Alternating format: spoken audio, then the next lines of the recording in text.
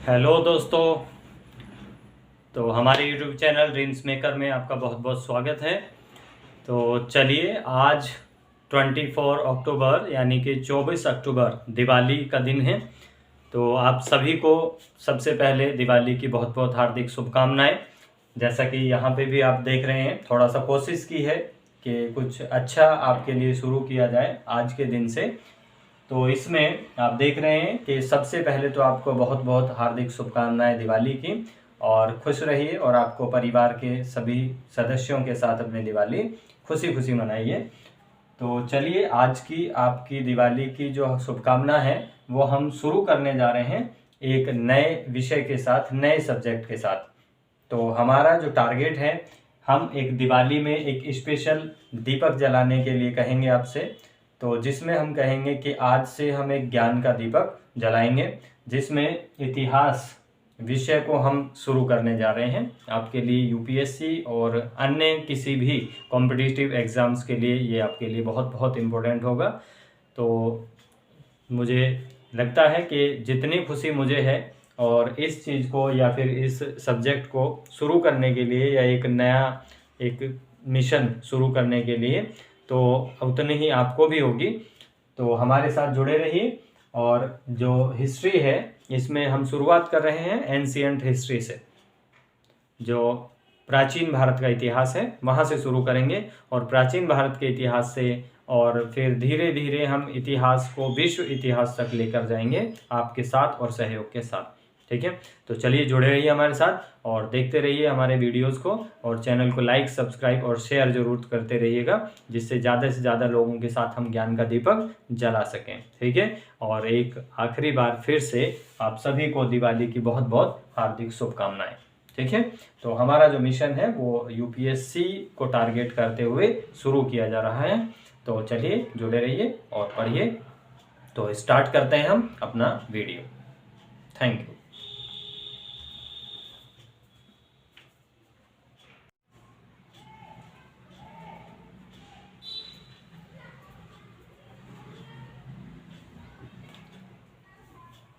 Hello दोस्तों, हम आ चुके हैं लेकर आपके लिए हमारा वीडियो और हमारे इतिहास का पहला अध्याय, पहला चैप्टर, जिसका नाम है भारतीय इतिहास का परिचय, जो हम शुरू कर रहे हैं एंशिएंट हिस्ट्री से। जैसा कि पिछले वीडियो में बताया गया था कि हम इस टॉपिक के अंदर किस किस बिंदुओं पर या किन किन महत्वपूर्ण पॉइंट्स पर हम चर्चा करने वाले हैं, तो ये सब आपके सामने है। तो आज हम इस पे चर्चा शुरू करते हैं और हमारा पहला टॉपिक, पहला चैप्टर हम शुरू करते हैं। चलिए तो स्टार्ट करते हैं। टॉपिक है हमारा इतिहास का परिचय। तो सबसे पहला हमारा जो पॉइंट है, इसमें हम सबसे पहले डिस्कस करेंगे इतिहास के परिचय के बारे में। हम इतिहास का इंट्रोडक्शन शुरू करते हैं। देखिए, इतिहास के पिता के रूप में जाना जाता है हेरोडोटस को। विश्व में अगर देखेंगे, पूरे वर्ल्ड में इतिहास के पिता के नाम से जानते हैं हेरोडोटस को। लेकिन एक इतिहास को लिखने का मतलब क्या था या इतिहास क्या होता है, उस चीज़ को हमें समझना जरूरी है। इसमें आप देखेंगे जैसा कि यहाँ पे लिखा हुआ है, इति है आस, मतलब इतिहास की अगर हम एक डेफिनेशन बात करें तो इतिहास का मतलब होता है इति है आस, जिसका मतलब है या जिसका अर्थ होगा ऐसा निश्चित हुआ ही होगा। मतलब इतिहास की कुछ घटनाओं के बारे में हमें कुछ प्रमाण मिलते हैं, कुछ एविडेंस मिलते हैं, जिनके बेसिस पे हम ये एक निश्चित कर सकते हैं या फिर हम एक अनुमान लगा सकते हैं कि ऐसा हुआ होगा, या फिर हमने उन चीज़ों के कुछ प्रमाण या फिर कुछ एविडेंस को देख के हम उनका डिसाइड करते हैं कि किस तरीके से हमारा इतिहास बना होगा या रहा होगा। लेकिन अगर एक बात करें कि इतिहास होता क्या है, तो इतिहास एक तरीके से हमारा जो पास्ट है, मतलब पूर्व में जितनी भी जो घटनाएं हुई हैं, हमारे पास्ट में जो भी घटनाएं हुई हैं, उन्हें हम एक इतिहास के रूप में वर्णित करते हैं। लेकिन इतिहास में हम उस चीज़ों को या उन चीज़ों को शामिल करेंगे जिन्हें हमने लिखा गया है या जिनको हमने लिखने का प्रयास किया है, जिसके थ्रू हम इतिहास जानते हैं। अर्थात इतिहास के कुछ भागों में कुछ ऐसे समय भी रहे हैं, कुछ ऐसे दौर भी रहे हैं जबकि कुछ चीज़ों के बारे में हमें सिर्फ उनके कुछ प्रमाणों के आधार पे ही हम जानकारी प्राप्त करते हैं, जबकि उनके बारे में ना तो कुछ लिखा गया है और ना ही किसी के द्वारा कुछ पढ़ने को या किसी भी तरीके का कोई साक्ष्य प्राप्त हुआ है। तो चलिए हम देखते हैं, जैसा कि इतिहास मतलब इतिहास की ये एक डेफिनेशन या एक परिभाषा हो जाएगी कि इतिहास एक ऐसा विषय है जिसमें हम ये डिसाइड करते हैं कि ऐसा निश्चित ही हुआ होगा। किसी भी घटना के बारे में हम पढ़ते हैं या किसी भी घटना को हम जानते हैं तो उसके बारे में हम अनुमान लगा सकते हैं कि ऐसा हुआ होगा, उसको हम इतिहास कहते हैं। अगर विश्व के लेवल पे कहेंगे, वर्ल्ड लेवल पे, तो विश्व स्तर पे हेरोडोटस को इतिहास का पिता माना जाता है। अब हेरोडोटस जो थे वो एक ग्रीक राजा थे, यानी कि यूनानी राजा थे, और यूनानी राजा का एक युद्ध हुआ था जिसको हम जानते हैं पेलोपोनेशियन युद्ध के नाम से। तो ये पेलोपोनेशियन युद्ध जो है ये ग्रीक और फारसी लोगों के बीच हुआ था। तो ग्रीक और फारस के बीच इस युद्ध में हेरोडोटस ने विजय प्राप्त की थी, जिसके उपलक्ष्य में जो हेरोडोटस के जो मंत्रीगण थे उन्होंने इससे ये एक अपील की कि वो अपनी जो विजय है उसको एक लिखित रूप में सुरक्षित रखे, जिससे ये पता लगेगा कि ग्रीक ने कभी इतिहास में या कभी जो फारस है उस पर विजय प्राप्त की थी। तो वहाँ से इन्होंने एक लिखने की शुरुआत शुरू की और उसको लिखने की शुरुआत के साथ ही इनकी एक बुक थी जिसको इन्होंने पहली बार लिखा था। मतलब आप कह सकते हैं कि इतिहास की या हिस्ट्री की सबसे पहली बुक है ये, तो जिसके बारे में इतिहास का नाम दर्ज किया गया या फिर हिस्ट्री वर्ड को यूज किया गया था, जिसका बुक का नाम था हिस्टोरिका। तो हिस्टोरिका ये एक बुक है जिसको हेरोडोटस के द्वारा लिखवाया गया था। मतलब आप समझ सकते हैं कि वो एक राजा है, उसने नहीं लिखा होगा तो उसने लिखवाया था, जिसमें पेलोपोनेशियन युद्ध के बारे में चर्चा की गई है। और इसी को हम एक पास्ट के रूप में, जब कुछ चीज़ों को हम सुरक्षित रखते चले जाते हैं, कुछ रिकॉर्ड्स हमारे पास होते हैं, तो उसी को हम इतिहास के विषय के रूप में पढ़ते हैं। ठीक है। भारत में अगर हम बात करेंगे तो भारत में इतिहास के पिता जाना जाता है वेद व्यास को। जैसा कि आप जानते हैं कि वेद व्यास जो हैं उनको हम महाभारत के रचयिता के रूप में भी जानते हैं। तो ऐसा हम मान सकते हैं कि इतिहास में महाभारत जो है वो हमारा भारतीय महाकाव्यों में शामिल है और एक सबसे बड़ा महाकाव्य भी है। तो उसको लिखने का एक जो शुरुआत है वो वेद व्यास के द्वारा कराई गई थी। तो इसलिए हम वेद व्यास को ही भारतीय इतिहास का जनक या भारतीय इतिहास के पिता के रूप में जानते हैं, फादर ऑफ इंडियन हिस्ट्री। ठीक है। तो ये हुआ हमारा भारतीय इतिहास का परिचय। अब इसके अलावा हम भारतीय इतिहास को कुछ पार्ट्स में डिवाइड करके भी पढ़ते हैं, लेकिन अभी हम उनकी चर्चा यहाँ पे नहीं करेंगे। उसकी चर्चा हम करेंगे अगले हमारे टॉपिक के अंदर, जहाँ से हम इतिहास के या हिस्ट्री के हम मेन पॉइंट्स को उठा के शुरू करने वाले हैं। लेकिन अभी हमारा जो एक सबसे पहला अध्याय या सबसे पहला जो टॉपिक है ये भी कुछ कम इम्पोर्टेंट नहीं है, क्योंकि ये एक बेसिक कॉन्सेप्ट से रिलेटेड है, जिससे रिलेटेड कुछ क्वेश्चंस भी आपके सामने रखे गए हैं, जो क्वेश्चंस हमारे बन सकते हैं। या फिर इनमें से आपने देखा भी होगा पिछले ईयर्स में कि अनेकता में एकता जैसा सवाल जो है इस पे ऐसे भी लिखने के लिए आ चुका है। और ऐसे के साथ साथ मेंस में किसी भी सब्जेक्ट का ये विषय बन सकता है, क्योंकि इसमें हम इसको यूनिटी से भी जोड़ सकते हैं, ज्योग्राफी से भी जोड़ सकते हैं और हिस्ट्री से भी जोड़ सकते हैं, प्लस उसके साथ सोशल इश्यू भी जोड़ सकते हैं। तो मतलब ये एक ऐसा पॉइंट हो जाता है जिसे हम कुछ अलग अलग विषयों के साथ भी जोड़कर पढ़ सकते हैं। तो ऐसे कई सवाल हमारे दिमाग में चलते हैं जो यूपीएससी में या तो पूछे जा चुके हैं या फिर पूछने की संभावना है, तो उनके साथ हम यहाँ पे डिस्कस करने जा रहे हैं आपके साथ। तो हम इतिहास का परिचय पढ़ चुके हैं। इतिहास के विभाजन के बारे में हम अगले टॉपिक में या अगले चैप्टर में चर्चा करेंगे, जहाँ से हम इतिहास के भागों को साथ पढ़ेंगे। ठीक है। तो अभी हम शुरुआत करने जा रहे हैं। हमारा पहला पॉइंट हो चुका है जिसमें हमने इतिहास के परिचय को जान लिया है। अब यहाँ पे एक चीज़ और हम जान लेते हैं कि इतिहास को पढ़ना या हिस्ट्री को पढ़ना क्यों ज़रूरी होता है, इतिहास हम क्यों पढ़ते हैं। तो जैसा कि आप सभी को पता भी होगा कि इतिहास को पढ़ने के लिए हमारा जो एक नज़रिया है वो क्या है। हमारा मेन नजरिया इतिहास को पढ़ने का होना क्या है, जिसमें हम क्या देखते हैं, बदलाव।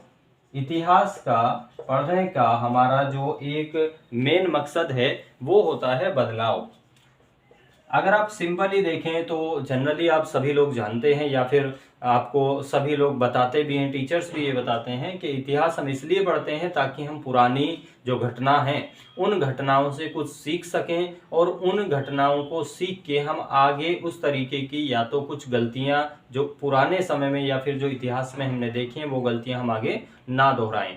लेकिन उसके साथ साथ हमारा जो हम यूपीएससी के लिए पढ़ते हैं या फिर किसी भी एग्ज़ाम लेवल के लिए अगर आप पढ़ेंगे तो इतिहास में पढ़ने का मेन मकसद जो है वो हमारा मेनली होता है बदलाव, यानी कि चेंज। तो इतिहास में या हिस्ट्री में हम चेंजेस को पढ़ते हैं। जिस तरह से आप ये देखेंगे कि एक जब आदि मानव का जो टाइम था या प्रिमिटिव ह्यूमंस का जो समय था, उस टाइम से लेकर प्रेजेंट ह्यूमन तक जो धीरे धीरे बदलाव हुए हैं उनकी कल्चर में, उनके रहन सहन में, उनके रीति रिवाज में, उनके खान पान में, या फिर उनकी अर्थव्यवस्था इकोनॉमी में, उनकी सोसाइटी में, या फिर किसी भी तरीके की पॉलिटिक्स या हर तरीके के जो भी उनके चेंजेस हैं, तो उन्हीं चेंजेस को हम एक पुराने समय से लेकर और प्रेजेंट समय तक बदलाव को हम जैसे जैसे पढ़ते हैं तो उसी को हम इतिहास कहते हैं। और हम उसमें ये भी समझते हैं कि पुराने समय से और आज तक वर्तमान स्थिति को प्राप्त करने के लिए हमने किन किन फेजेस को या फिर किन किन चरणों से हमें गुजरना पड़ा है। ठीक है, आई होप आप समझ रहे होंगे मैं क्या कहना चाह रहा हूँ।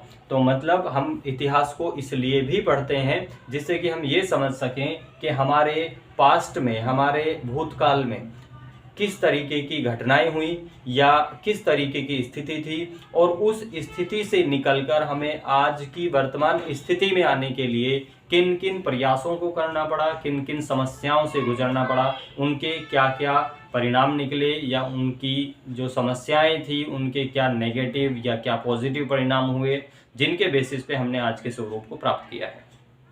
ठीक है, जैसे कि आप सिंपली अगर आप देखेंगे कि एक अर्थव्यवस्था या फिर इकोनॉमिकली कंडीशन की अगर हम बात करें तो इकोनॉमिकल कंडीशन आप देख सकते हैं कि भारतीय इतिहास में जब आप इंडस वैली सिविलाइजेशन पढ़ते हैं या उससे पहले का जो दौर पढ़ते हैं तो उस दौर में अर्थव्यवस्था का इतना विकास नहीं था, ना ही अर्थव्यवस्था का इतना कोई इम्पोर्टेंस या महत्व भी नहीं था। लेकिन धीरे धीरे इतिहास में हमारी जो अर्थव्यवस्था के जो चरण हैं उनको स्टेप वाइज धीरे धीरे डेवलप किया गया। जैसे कि कुछ मुद्राओं का चलन हुआ, कुछ सिक्कों का चलन हुआ, उसके बाद कुछ बाजार प्रणालियां और कुछ ऐसे सिस्टम हम देखते हैं जिससे हमें धीरे धीरे आज का वर्तमान स्वरूप प्राप्त हो जाता है।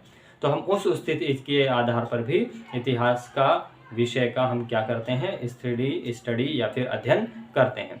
ठीक है, तो इसलिए हम इतिहास को पढ़ते हैं। तो ऐसे बहुत सारे कारण हो सकते हैं जिसके लिए हम इतिहास को पढ़ते हैं, लेकिन हमारा मेन नज़रिया क्या होना चाहिए, जब आप यूपीएससी के लिए पढ़ें या फिर किसी भी कॉम्पिटिटिव एग्जाम के लिए पढ़ें तो आपका पढ़ने का नज़रिया सिर्फ एक चीज़ को लेके चलेंगे कि हमें बदलाव देखने हैं कि एक एक चरण वाइज, स्टेप वाइज किस तरीके के बदलाव होते हैं।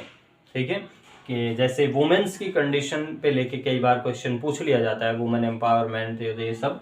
तो आप देखेंगे कि इतिहास में इंडस वैली सिविलाइजेशन के समय वुमेन की कंडीशन क्या थी, वैदिक एज में वुमेन की कंडीशन क्या रही, महाजनपदाज टाइम पे वुमेन की कंडीशन क्या थी, धीरे धीरे मुगलों के टाइम पे क्या थी, और इंडियंस जो हिंदू एम्पायर्स थे उनमें कैसी थी, उसके बाद आज़ादी के बाद कैसी रही, अंग्रेजों के समय पे कैसी रही, अब वर्तमान में किस तरह की स्थिति है। तो ये क्या है, जो एक चेंजेस हैं, ये एक चेंज है। तो इन्हीं चेंजेस के साथ साथ, इन्हीं बदलाव के साथ हमें इतिहास को पढ़ना है।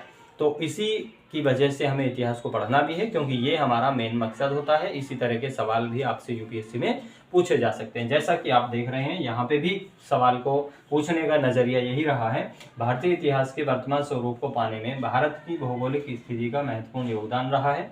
इस कथन की पुष्टि कीजिए। तो इसमें आप यही देखेंगे कि वर्तमान स्वरूप को प्राप्त करने में, मतलब भारत का इतिहास का वर्तमान स्वरूप जो आज है वो पहले नहीं था। तो पहले किस तरीके का वर्तमान जो स्वरूप था वो था, और उसमें किस तरह के बदलाव धीरे धीरे हमने देखे हैं। तो चलिए हम चर्चा करते हैं। तो हमारा पहला पॉइंट क्लियर हो चुका है, और इतिहास को या हिस्ट्री को हम क्यों पढ़ते हैं या क्यों हमें पढ़ना चाहिए, तो ये भी आई होप आपको क्लियर हो चुका होगा।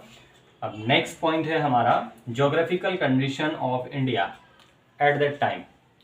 उस समय भारत की जो भौगोलिक स्थिति थी वो क्या थी, या फिर आज भारत की स्थिति क्या है, आप वो चीज़ जानेंगे। सबसे पहले हमें यही देखना है कि भारत की भौगोलिक स्थिति क्या रही है, क्योंकि उसी के बाद हम हमारा जो अगला पॉइंट है उसे हम समझ पाएंगे कि भारतीय इतिहास पर भूगोल का प्रभाव क्या पड़ेगा। तो चलिए देखिए, भारतीय अगर भूगोल की बात करें तो भारत की भौगोलिक स्थिति, जैसा कि आप सभी जानते हैं कि एक ये बहुत ही हमारा एक कॉमन सब्जेक्ट होता है ज्योग्राफी को लेके, जो भी आप तैयारी कर रहे हैं तो उसमें ज्योग्राफी में जो हमारा पहला ही ज्योग्राफी का जो पहला ही हमारा टॉपिक होगा, जैसा कि हम भारत के परिचय के बारे में, इंडिया का इंट्रोडक्शन पढ़ते हैं, इंडिया की ज्योग्राफिकल कंडीशन पढ़ते हैं, तो वहाँ पे भी हम पढ़ते हैं। तो ये आप सभी जानते हैं कि भारत के उत्तर में अगर आप देखेंगे तो भारत का उत्तरी भाग जो है, नॉर्दर्न पार्ट, वो पूरी तरीके से कवर्ड हो जाता है हिमालय के थ्रू। मतलब हमारा जो हिमालय है वो भारत को ऊपर से नॉर्थ साइड से घेरे हुए हैं। ऐसा ही दक्षिण की तरफ अगर हम भारत की तरफ जाते हैं तो दक्षिण में इंडियन ओशन यानी कि हिंद महासागर भारत को घेरे हुए हैं। उसके बाद पूर्वी और पश्चिमी क्षेत्रों में भी भारत में बड़े बड़े पठार, बड़े बड़े पर्वत, रेगिस्तान और इस तरीके की स्थिति बनी हुई है, जिनका हमारे इतिहास पर भी बहुत गहरा प्रभाव पड़ता है।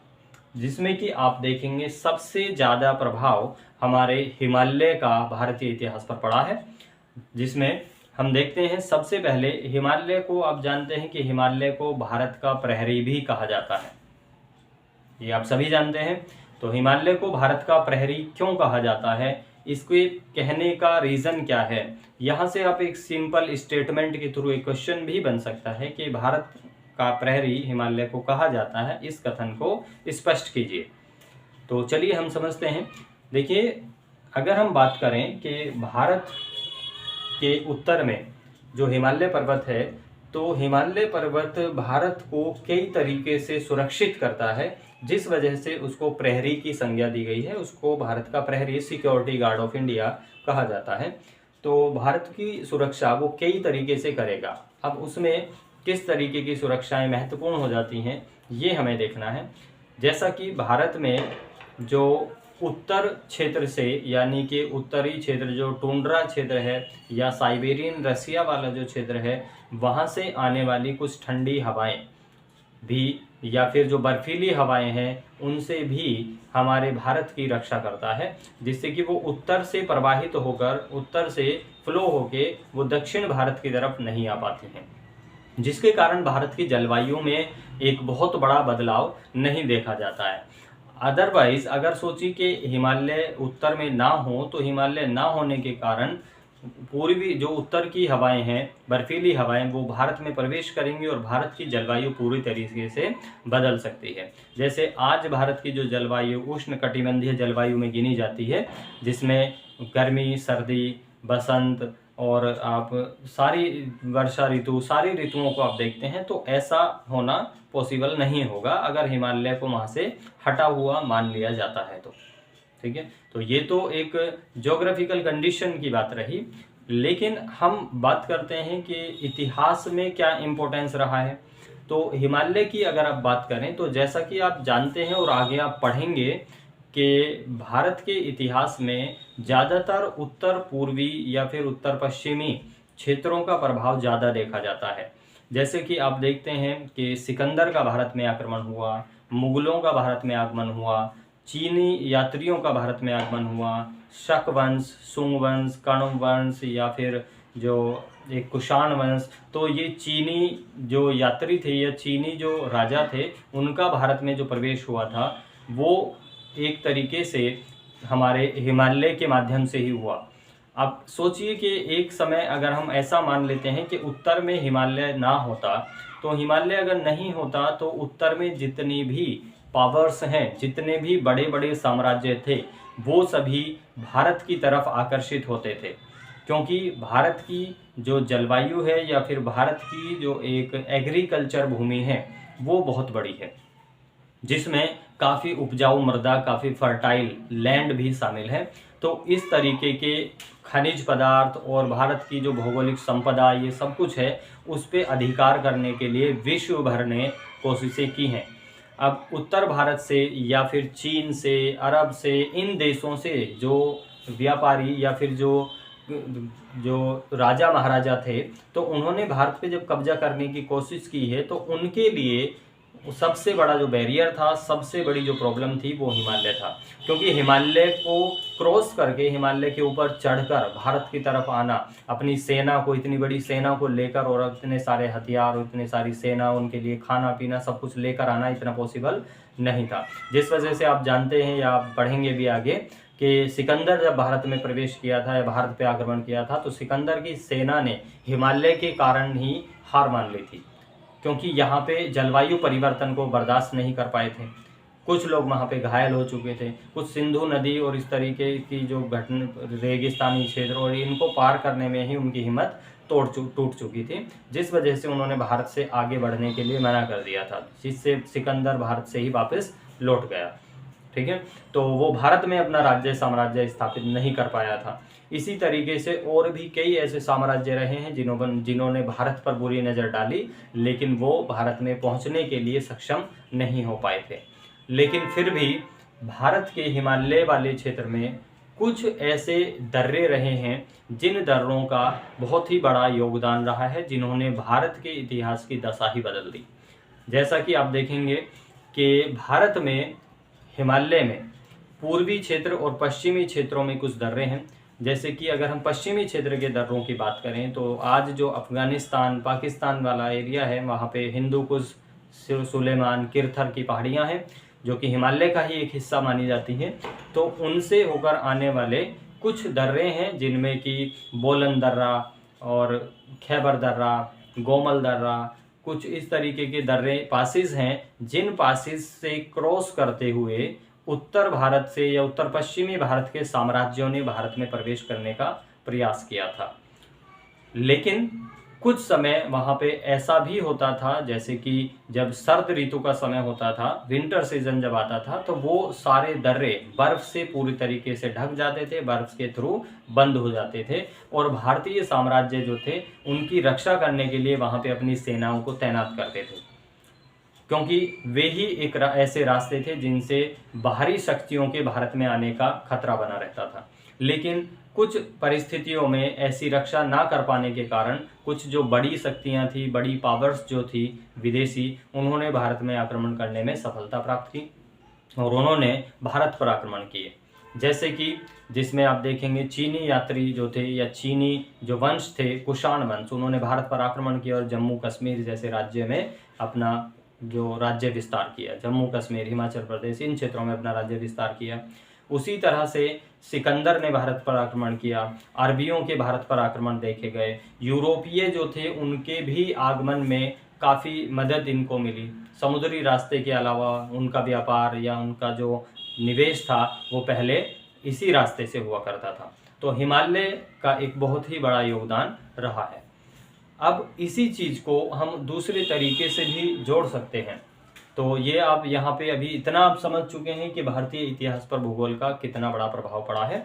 और अब हम दूसरी चीज़ की तरफ दे के जाएँ आपको, तो हिमालय के साथ साथ हिमालय से निकलने वाली नदियों का भी बहुत बड़ा योगदान रहा है। तो हिमालय से निकलने वाली जो नदियाँ हैं, उन नदियों में सिंधु, ब्रह्मपुत्र और गंगा सबसे बड़ी नदियाँ मानी जाती हैं। तो इन्हीं नदियों का जो एक बहुत बड़ा मैदानी क्षेत्र है, उस क्षेत्र ने भी भारत के इतिहास को परिवर्तन करने में या बदलने में बहुत ही महत्वपूर्ण भूमिका निभाई है। जिसमें आप देखेंगे कि सिंधु नदी का क्षेत्र बहुत ही विशाल और बहुत ही बड़ा एक फर्टाइल या फिर एक उपजाऊ क्षेत्र माना जाता है, जिसकी उर्वरता और जिसके विकास के लिए वहाँ पे लोगों का विकास होना शुरू हुआ। उसी नदी के किनारे पर आसपास एक सभ्यता ने जन्म लिया, जिसको हम इंडस वैली सिविलाइजेशन या फिर सिंधु घाटी सभ्यता के नाम से भी जानते हैं। उसी के साथ साथ जब सिंधु घाटी सभ्यता का विनाश हुआ, तो फिर गंगा नदी घाटी, ब्रह्मपुत्र नदी घाटियों में उन लोगों ने अपना विस्तार किया और वहाँ पे धीरे धीरे कुछ सभ्यताएं विकसित हुई और इन्हीं बड़े बड़े मैदानी क्षेत्रों में हमारा इतिहास पनपा और इन्हीं क्षेत्रों में बहुत बड़ी बड़ी घटनाएं देखी जाती हैं, जिसमें कि सतलुज नदी से और यमुना नदी के बीच का क्षेत्र भारत में एक बहुत बड़ा विशाल मैदानी क्षेत्र माना जाता है। और इस विशाल मैदानी क्षेत्र की ये विशेषता रही है कि मुख्यतः जितने भी भारत के बड़े बड़े जितने भी युद्ध हुए हैं वो इसी मैदान में हुए हैं। जैसे कि महाभारत का युद्ध आप देखेंगे तो महाभारत का युद्ध भी इसी क्षेत्र में हुआ, जिसे उस समय कुरुक्षेत्र के नाम से जाना जाता था। तो कुरुक्षेत्र के मैदान में ये युद्ध आपने देखा और कुरुक्षेत्र से लेकर और ऐसे कई बड़े बड़े युद्ध, जिसमें पानीपत के 3 युद्ध शामिल हैं। पानीपत का प्रथम युद्ध, पानीपत का द्वितीय युद्ध और पानीपत का तृतीय युद्ध। तो यहाँ पे बहुत बड़े बड़े भारतीय युद्ध लड़े गए हैं। तो इसका भी एक कारण यही रहा है क्योंकि ये एक ऐसा क्षेत्र था जहाँ पर एक बहुत बड़ा मैदानी विस्तारित क्षेत्र मिला हुआ था, जहाँ पे अपनी सेनाओं के साथ, बड़ी बड़ी सेनाओं के साथ बड़े बड़े साम्राज्य लड़ना सुलभ समझते थे। तो इसीलिए इस क्षेत्र का बहुत बड़ा योगदान रहा है। जैसा कि आप जानते भी हैं कि यहाँ से अगर आपने यूपीएससी के प्रीवियस ईयर के पेपर को देखते हैं तो उसमें यहाँ से सवाल पूछा भी जा चुका है कि इतिहास की जो बड़ी बड़ी लड़ाइयाँ हैं वो पानीपत के मैदान में ही क्यों लड़ी गई थी, इसका कारण आपको बताना है। ठीक है, तो इसको आप जैसे कि समझ चुके हैं। तो एक वो बहुत ही बड़ा एरिया था जहाँ की ज़मीन, जहाँ की मिट्टी बहुत ही ज़्यादा उपजाऊ थी और बड़ी बड़ी सेनाओं के लड़ने के लिए बड़े बड़े जो वहाँ पे जो ज़मीनें थी उन मैदानों का उपयोग करने के लिए, उन पे कब्जा करने के लिए, तो वहाँ पे बड़े बड़े युद्ध लड़े गए हैं। भारत पे कब्जा करने के लिए विदेशी आक्रमण भी हुए, तो विदेशी आक्रमणकारियों के साथ भी वहाँ पे कई प्रकार के युद्ध लड़े गए। ठीक है, तो आई होप आप इसे समझ चुके होंगे और इनके बारे में जानकारी प्राप्त करते रहिए। देखिए, तो ये हमारा भारतीय इतिहास पर भूगोल का प्रभाव रहा। तो आप समझ सकते हैं कि भारतीय इतिहास पर बहुत बड़ा प्रभाव हिमालय का भी रहा है, भारतीय नदियों का भी रहा है, भारतीय मैदानों का भी रहा है। ठीक है, लेकिन अगर हम बात करें, अगला हमारा जो पॉइंट है भारतीय संस्कृति पर जो प्रभाव है, तो भारतीय संस्कृति पर प्रभाव किस तरीके से देखा जाता है। देखिए, आप इतना समझ चुके हैं या फिर आपने थोड़ा बहुत जो भी इतिहास पढ़ा होगा उसमें ये पढ़ा होगा कि ज़्यादातर जितने भी साम्राज्य विस्तार हुए या फिर जितने भी बड़े बड़े युद्ध लड़े गए या फिर वैश्विक जो राजा महाराजा जो भारत में प्रवेश जिन्होंने किया और भारत पे आक्रमण किया, तो उनका जो वर्चस्व था वो उत्तर भारत की तरफ ही सबसे ज़्यादा रहा। उत्तर भारत में सबसे ज़्यादा विस्तार रहने के कारण उत्तर भारत की संस्कृति सबसे ज़्यादा प्रभावित हुई और उत्तर भारत की संस्कृति धीरे धीरे परिवर्तित होती चली गई। कुछ लोग जो अपनी संस्कृति को संजोए रखना चाहते थे या अपनी संस्कृति से जुड़े रहना चाहते थे, धीरे धीरे उत्तर भारत से दक्षिण भारत की तरफ विस्थापित होते चले गए। उन्होंने दक्षिण की तरफ मूव करना शुरू कर दिया और वो दक्षिण भारत की तरफ गति कर वहाँ से चले गए, दक्षिण भारत में जाकर स्थापित हुए, जिसमें अगस्त्य ऋषि जो हैं उनको भी एक महत्व दिया जाता है कि उत्तर भारत का जो क्षेत्र रहा है, उत्तर भारत के क्षेत्र को आर्यन संस्कृति का क्षेत्र माना जाता है और उत्तर भारत के क्षेत्र में आर्य संस्कृति का जो क्षेत्र था उस संस्कृति का दक्षिण भारत से कोई लेना देना नहीं था। लेकिन अगस्त्य ऋषि उत्तर भारत से आर्य संस्कृति को दक्षिण भारत की तरफ लेकर गए और वहाँ पे आर्य संस्कृति का फिर विस्तार हुआ। तो उसी वजह से ये हुआ कि उत्तर भारत में अधिकतर आक्रमणकारियों के आक्रमणों की वजह से उत्तर भारत की राजनीतिक व्यवस्था में बहुत बदलाव आए हैं, इतिहास में बहुत बड़े बड़े परिवर्तन देखे गए हैं, जिस कारण से उत्तर भारत की जो संस्कृति थी वो एक पूरी तरह से लगभग समाप्ति के दौर पर थी। तो उसी कारण आज हम ये कह सकते हैं कि वहाँ से जो संस्कृति बचाना चाहते थे वो धीरे धीरे दक्षिण की तरफ चले गए। तो वर्तमान में हम देखते हैं कि भारतीय संस्कृति जो है ज़्यादातर, अगर आप मूल रूप में भारतीय संस्कृति को देखना चाहते हैं तो आज भी आप दक्षिण भारत में देख सकते हैं। तो इसका कारण भी हमारा भौगोलिक प्रभाव रहा है, क्योंकि भूगोल के कारण, ज्योग्राफिकल कंडीशन के कारण इतिहास में प्रभाव पड़े, और इतिहास में प्रभाव होने की वजह से हमारी संस्कृति भी प्रभावित हुई है, जिसकी वजह से आज हमारी जो संस्कृति है वो मुख्यतः दक्षिणी भारत की तरफ मुख्य देखी जाती है। जैसा कि उत्तर भारत में मुगलों के समय पर हमारी जब संस्कृति पूरी तरह से नष्ट होने के कगार पर थी, तो विजयनगर साम्राज्य एक ऐसा था जहां पर हमारी दक्षिण भारत में विजयनगर साम्राज्य ने हमारी संस्कृति को संजोए रखा। ठीक है, इसी से संबंधित हमने एक यहाँ पे सवाल दिया है कि भारतीय संस्कृति का मूल रूप आज भी दक्षिण भारत के दामन में संरक्षित है, तो इस पर चर्चा करें। तो दक्षिण भारत हमारा एक ऐसा भाग रहा है जहाँ पर हमारे बड़ी संस्कृति, मतलब एक मूल संस्कृति के रूप में वहाँ पे प्रभाव देखे जाते हैं, और अन्य कारण अभी और आप बहुत सारी चीज़ें आप इसमें समझते चलेंगे। जैसा कि संस्कृति एक वहाँ उस क्षेत्र में जाके संरक्षित हुई, ये एक कारण रहा। दूसरी चीज़ें आप देखेंगे कि भारत की भौगोलिक स्थिति के कारण जब वहाँ पे बहुत बड़े धार्मिक परिवर्तन होने लगे थे, तो इस वजह से वहाँ पे कई धर्मों का भी वहाँ पे उद्भव हुआ, और उत्तर भारत की जो भूमि है, उत्तरी भारत के मैदान, उन्हीं क्षेत्रों में कई प्रकार के धर्मों ने भी जन्म लिया, जिसमें बौद्ध धर्म, जैन धर्म, वैष्णव धर्म, शैव धर्म और आदि इन धर्मों के बारे में आप जानते हैं, जिसमें बौद्ध धर्म सर्वाधिक लोकप्रिय रहा। लेकिन शैव धर्म और वैष्णव धर्म वो दोनों भी दक्षिण भारत में संस्कृति के रूप में हमारे छिपे रह गए, लेकिन पूरे भारत में उनका विस्तार नहीं हो पाया, जिन्हें आज भी आप दक्षिण भारत में देख सकते हैं। ठीक है, अभी इनके बारे में यहाँ से हम संस्कृति पर प्रभाव देख चुके हैं। तो आज हमारे पॉइंट भारत की भौगोलिक स्थिति, भारत के इतिहास का परिचय, भारतीय इतिहास पर भूगोल का प्रभाव और भारतीय संस्कृति पर भूगोल का प्रभाव, ये हम समझ चुके हैं। इसके आगे यहाँ से भारत में अनेकता में एकता और इन क्वेश्चंस के बारे में, या फिर ये जो लिखा हुआ है विष्णु पुराण में एक कथन दिया गया है हिमालय के बारे में, इनके बारे में हम अगले वीडियो में चर्चा करेंगे।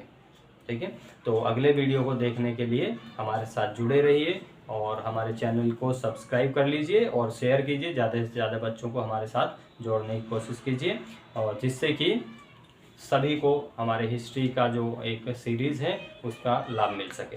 ठीक है, चलिए, धन्यवाद।